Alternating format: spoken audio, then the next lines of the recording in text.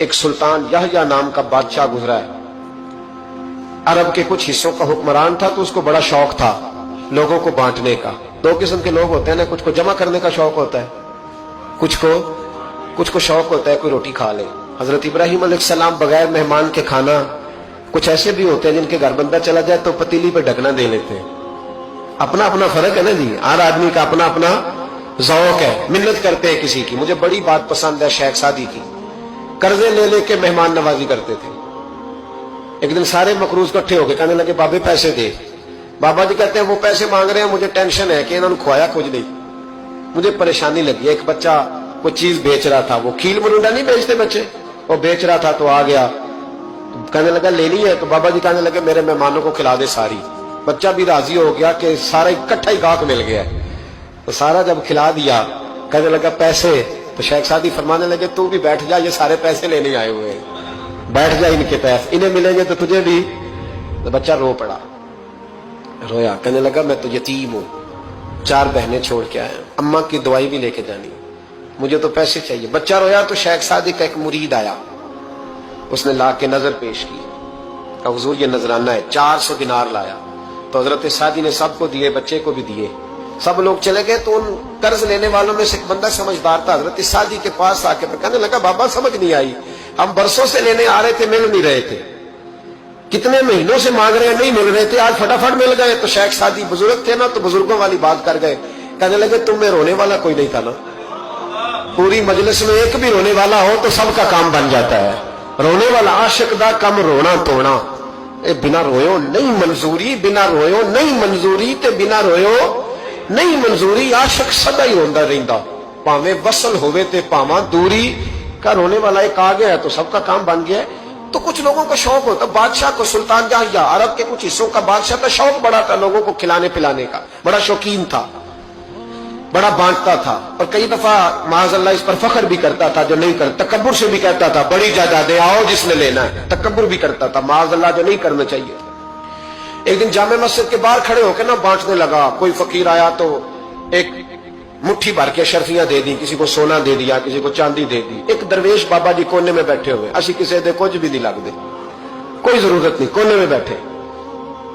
آپ یقین کریں، آپ تھوڑا سا رخ ادھر کریں، دنیا پیچھے پیچھے ہو جاتی ہے۔ اگر آپ پیچھے بھاگیں گے تو آگے دوڑ کے بھاگیں گے، یہ مزاج ہے قوم کا، کسی کا حال پوچھ لیں وہ بگڑ جاتا ہے، کہتا ہے مجھ سے کوئی کام ہوگا تبھی تو پوچھا ہے، اور آپ چپ کر جائیں، خاموش ہو جائے، یہ بھی بڑی مصیبت ہے کہ پیار کر لیں تو اس کا بھی نقصان دیکھنے میں آتا ہے، کہتے ہیں پتہ نہیں میرے اندر کیا لالچ ہے، کیا خوبی ہے جس وجہ سے مجھ سے اتنی محبت ہو رہی ہے۔ وہ بابا جی کونے میں توجہ ہی نہیں کی، جب توجہ نہ کی تو سلطان کی توجہ خود بخود ہو گئی۔ سلطان یحییٰ کہنے لگے بابا کوئی قابل توجہ آدمی ہے، سب لوگ لائنوں میں لگے ہوئے بھاگ رہے ہیں، بادشاہ آیا ہے، یہاں تو شادی پہ کھانا کھل جائے تو بڑے بڑے امیروں کا پتہ چل جاتا ہے کہ بننے کیا لگا ہے، کہتے پتہ نہیں دوبارہ چھوٹے گوشت کی ٹرے آئے گی کہ نہیں آئے گی، اور اتنا سارا رکھ لیتے ہیں کہ علمان والحفیظ، بڑے بڑے امیروں کے پول کھل جاتے ہیں، پتہ چلتا ہے کتنے تگڑے امیر ہیں۔ تو جب اس نے کہا شرفیاں، سونے، ہیرے، جواہرات، تو جو نہیں تھے فقیر وہ بھی لائنوں میں لگ گئے، لیکن وہ فقیر پھٹے پرانے کپڑے، سانو تخت ہزارے دی لوڑ کیے، نالے کی لگے شہر بمول دے نال، اسی اپنی بال کے سیکھنے، سانو کی لگے کسی اور دے نال۔ اور اقبال نے اس کی تشریح کی، اقبال کہنے لگے ہوا گو تند و تیز ہے لیکن چراغ اپنا جلا رہا ہے، ہوا گو تند و تیز ہے، تیز ہوا میں چراغ نہیں جلتے، ہوا گو تند و تیز ہے لیکن چراغ اپنا جلا رہا ہے، وہ مرد درویش حق نے جس کو عطا کیے ہیں انداز خوش روانہ، فرماتے ہیں جسے اللہ نے بے نیازی دے دی، لالچ سے دور کر لیا، وہ کسی کی پرواہ، وہ اپنا چراغ جلاتا ہے، اپنی مٹی پہ چلنے کا سلیقہ سیکھو، سنگ مرمر پہ چلو گے تو پھسل جاؤ گے۔ وہ بابا بیٹھا ہے تو بادشاہ کہنے لگا اسے بھی بلاؤ، بابے کو بلایا، کہنے لگا تجھے کچھ نہیں چاہیے؟ بابا کہنے لگا چاہیے تو بڑا کچھ، پر تجھ سے نہیں چاہیے۔ کہا کس سے چاہیے؟ فرمایا اس سے چاہیے جو دے کے حساب نہیں پوچھتا، بغیر حساب دیتا ہے، اس سے چاہیے۔ کہنے لگا نہیں دروازہ کھلا ہے تو بھی لے لے۔ بابا کہنے لگا میں لے تو لوں پر تو دے کچھ نہیں نہ سکتا۔ بادشاہ کو غصہ آیا، اکڑ تھی، تکبر تھا، کہنے لگا تو کیوں نہیں میں دے سکتا، تو سوال کر۔ تو بابے نے ساتھ والے فقیر سے لکڑی کا کالا پیالہ پکڑا، ہوتے میں فقیروں کے پاس مانگ، لکڑی کا کالا پیالہ، تو کہا لو دے دو کچھ۔ اس نے فوری طور پر سونے کی اشرفیاں مٹھی بھری اور لکڑی کے پیالے میں ڈالی۔ اب جب پیالے میں ڈالی تو کڑ کڑ کی آواز تو آئی، पर पता नहीं वो किधर गई सारी अशरफियां। दूसरी मुट्ठी डाली तो फिर कड़ कड़ की आवाज आई, पर अशरफियां किधर गई कोई पता नहीं चला।